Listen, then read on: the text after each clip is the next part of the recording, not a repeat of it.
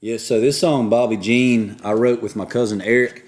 Um, he played drums on my Movin On album, and he was actually pretty much one of the first musicians I ever played with.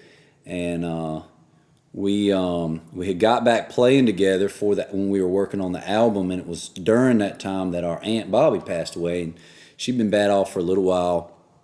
Um, and we sat down. We came back here to this barn after the funeral, and I said, "Man, I got this idea about a song to write about Aunt Bobbie," and it was kind of based on her own words. She used to tell people that she was the first hippie of Beargrass, North Carolina, and I was like, "That sounds pretty cool. I'm gonna try to get that in a song." I had to change a little bit, but the idea is the same. And I showed that to Eric, and he started talking about some things, and the two of us and his brother, Luke, we sat right here and wrote that song.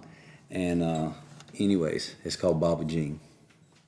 She was the first hippie in her hometown, wildflower they had never seen.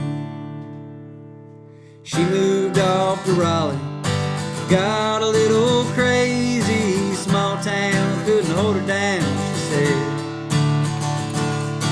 She knew every band, she was the biggest kind of fan. I had an autographed picture by my bed.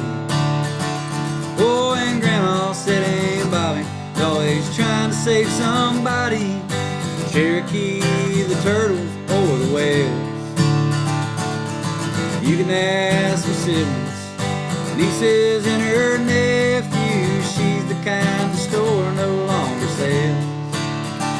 Oh, and she was the first hippie in her hometown, wildflower they had never seen. Crazy and carefree, but I knew that she loved me till we meet again, Bobbie Jean. So long, Bobbie Jean.